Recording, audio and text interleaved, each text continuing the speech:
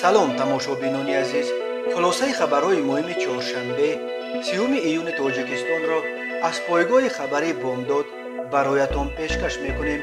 шурӯъ мекунем аз як нигоҳи кӯтоҳ ба сархати хабари муҳими рӯз дар ин барнома. видеои мошинсуркунаки ду тоҷик бо ронандаи шевроле дар москва. бонки осиёи рушд барои тоҷикистон 3 миллион ваксинаи зидди коронавирус мехарад. ҳукми зиндони подполковник оям аҳмадов ва сарбози қаторӣ бекматов.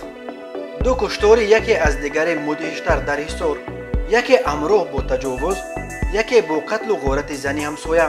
бахтовар яъқубов ба қочоқи доруворӣ ба маблағи 162 000 сомонӣ айбдор мешавад. рақси зебои ду ҷавони тоҷик дар ҳавои таронаи духтаракҳои ғармӣ. ва акнун тафсилоти хабарҳо. дар интернет видеои лаззаи як мошини рангаш сиёҳи тамғаи шевролет ласетиро бо ду мошини тамғаи кия рио таъқиб кардани ду ронандаи тоҷик дар мекат, шоҳроҳи гирдогирди шаҳри москва нашр шудааст.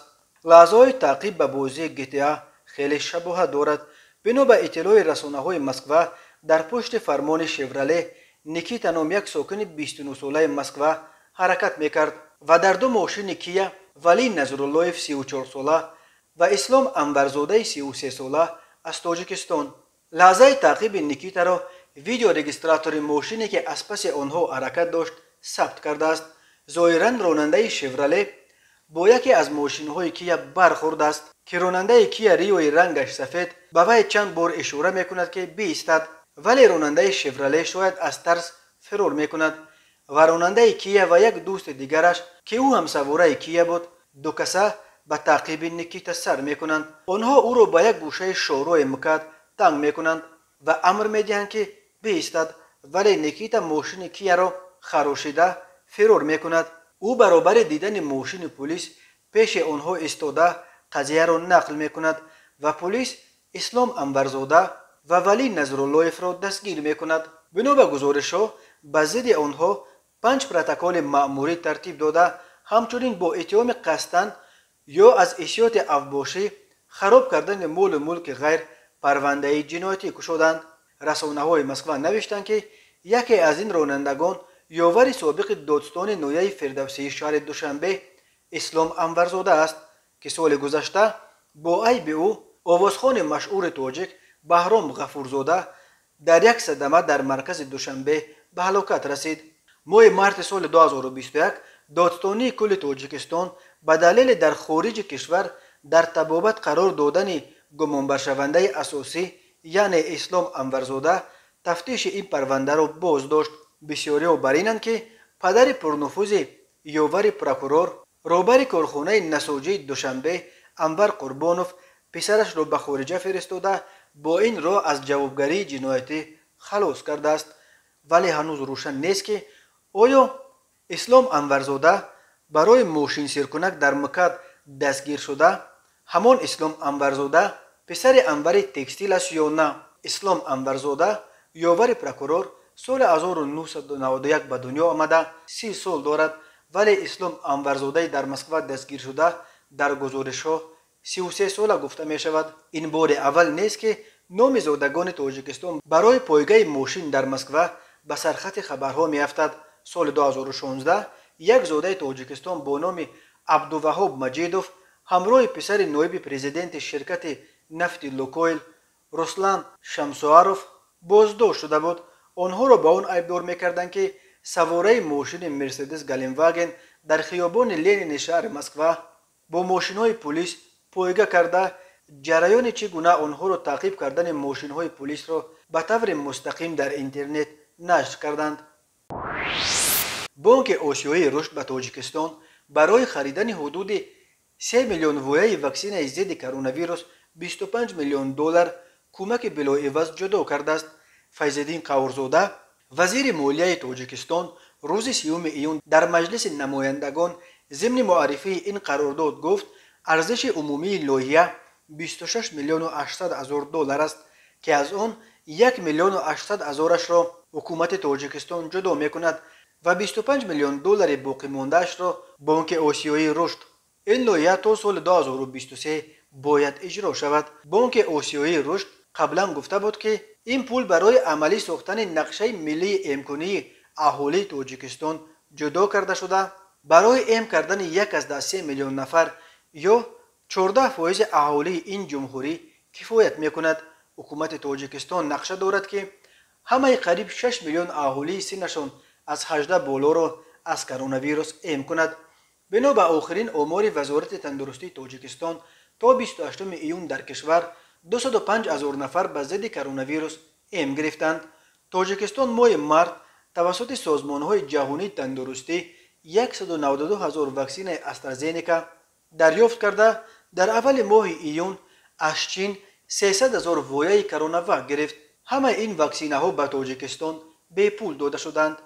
بنا به آمار رسمی در تاجیکستان بیش از 13,000 نفر گرفتاری کرونا ویروس شده، 90 نفر از این بیماری جان باختند. بانک آسیایی رشد بزرگترین سرمایه گذار اقتصاد تاجیکستان به شمار رفته از سال 1998 که دوشنبه به عضویتش پیوست به این کشور فقیر آسیای مرکزی به مبلغ قریب 2 میلیارد و 200 میلیون دلار کمک رسانیده است. جای یادآوری است که 1 میلیارد و 600 میلیون دلار از کمک‌های بانک آسیایی رشد به تاجیکستان کمک‌های بلاعوض گرانت میباشند. агентии мубориза бо коррупсияи тоҷикистон хабар дод ки парвандаи шаҳрванд яъқубов бахтовар валиҷоновичро баъди анҷоми тафтиши пешакӣ ба додгоҳ супоридааст. бахтовар яъқубов қаблан ҳам бо ҷурми қочоқ суд шуда буд. бар асоси қисми дуюми моддаи 289 кодекси ҷиноятии тоҷикистон ба қочоқи доруворӣ ба маблағи бузург айбдор мешавад. маркази матбуоти агентӣ гуфт шаҳрванд яъқубов бахтовар қаблан барои содир намудани ҷинояти қасдонаи моддаи 289 қисми 2 кодекси ҷиноятии ҷумҳурии тоҷикистон суд шуда аз ин хулосаи зарурӣ набароварда дидаю дониста бо мақсади ба даст овардани фоида даст ба содир намудани ҷинояти қасдона задааст.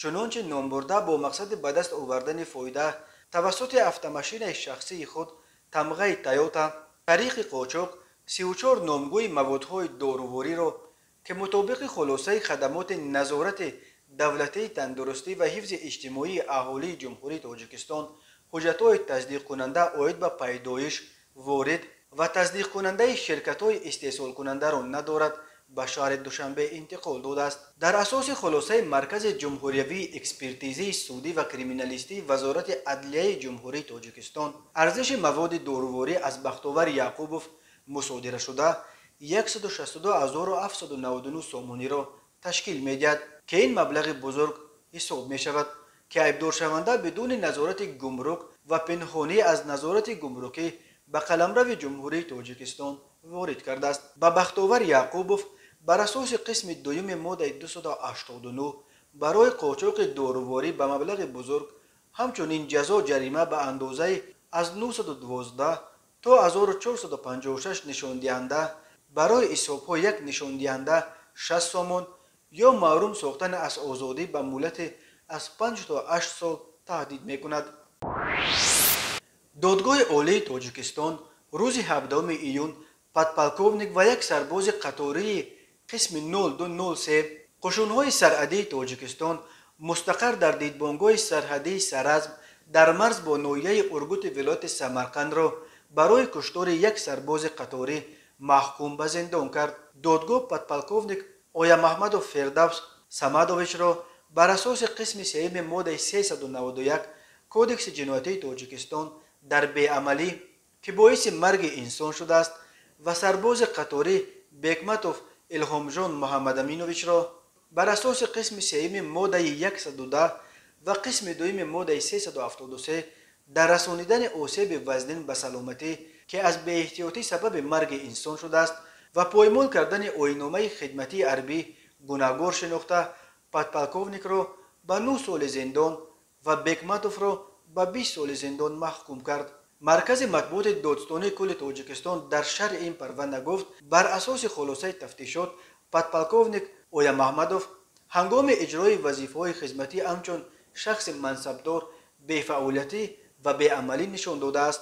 از این حالت سرباز قطاری بیکمتوف استفاده کرده دوام فوریه سال 2021 ساعت 19:20 دقیقه در نزد حاجتخانه دیدبانگاه سرحدی رقم 4 سرز قسم حربی ذکر شده سرباز قطاری علیف را دشنام و حقارت کرده قصداً با دستانش به قفس سینه و قسمت گردنش ضربه زده است. در نتیجه علیف جراحات وزنی جسمانی برداشته در بیمارخانه مرکزی شهر پنجکین بنابر نارسایی شدید کور دل، رگ‌های خونگرد و نفسکشی وفات کرده است.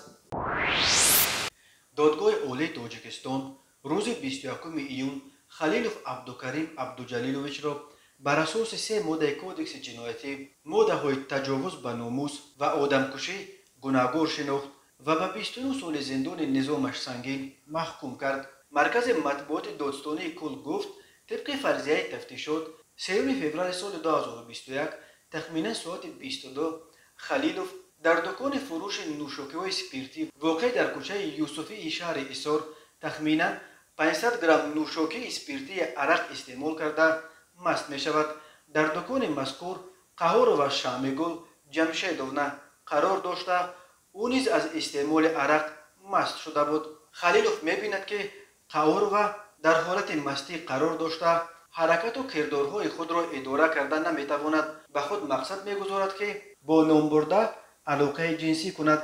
با این مقصد او به نزد ترمینال مسافرکشانی شهر ایسار آمده ماشین تمغه اوپل را کرا کرده به راننده می گوید که او و معشوقش مست شدند.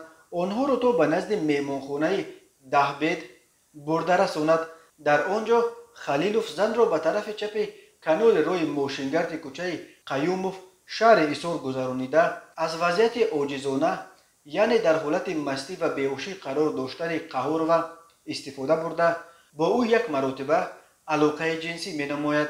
خلیلوف قهار را همانجا گذاشته خودش به دکان فروش نوشاکی اسپریتی خوشبخت رفته باز 200 گرم نوشاکی اسپریتی استعمال کرده در حالت مستی به نزد قهار و برگشته میخواد بار دیگر با نام برده علاقه جنسی نماید ولی قهار و کمی به هوش آمده نمیگذارد که خلیلوف با وی علاقه جنسی نماید.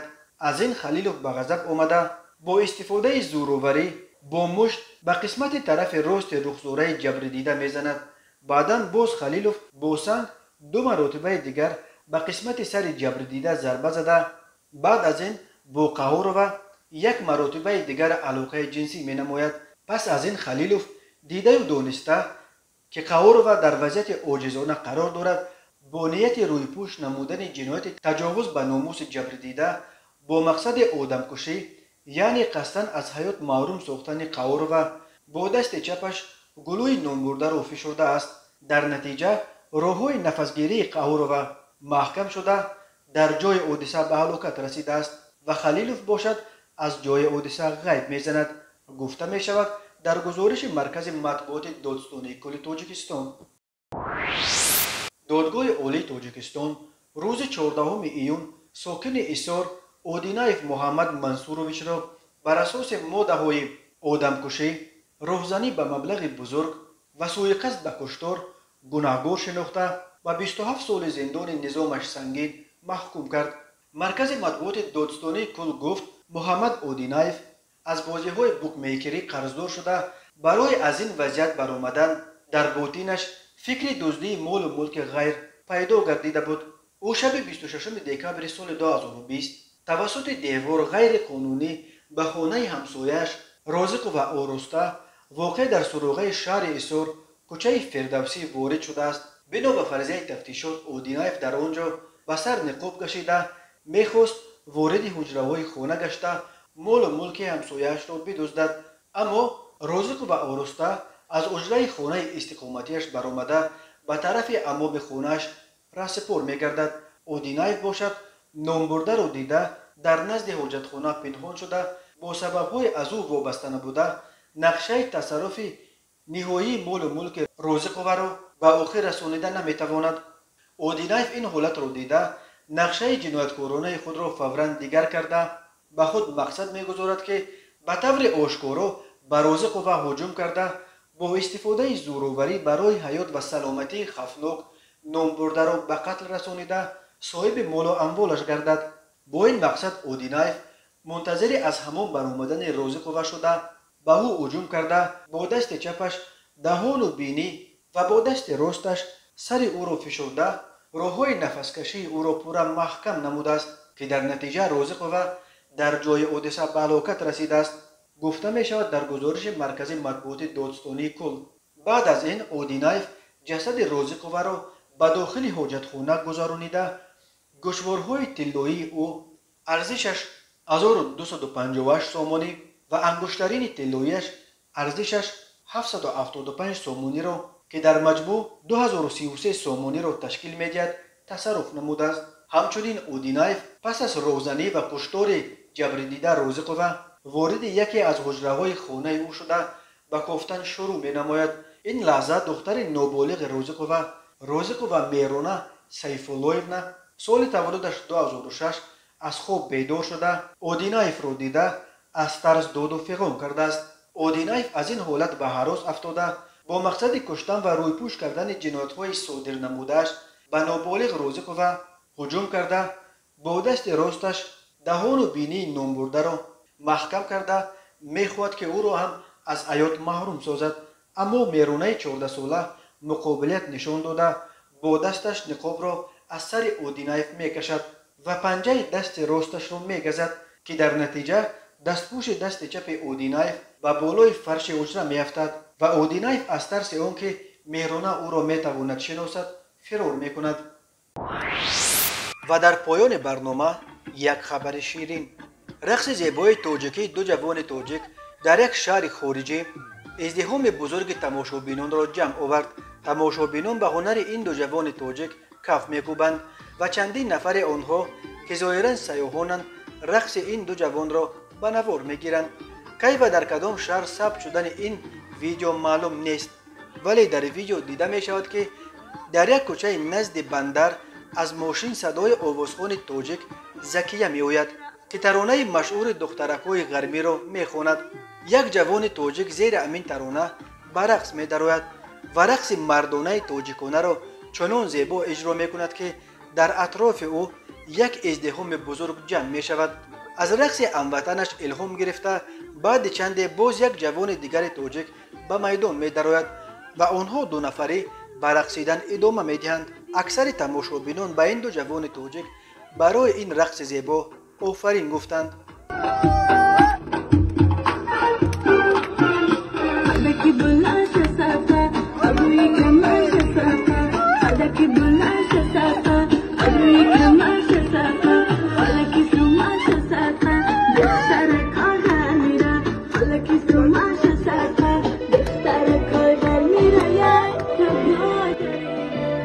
تماشابینان عزیز، این بود مرور به خلاصه چند خبر مهم روز 30 ایون تاجیکستان. خبر و گزارش های بیشتر از تاجیکستان و درباره تاجیکستان را در سامانه پایگاه خبری بامداد پیگیری نمایید. www.bomdod.com. خوش باشید.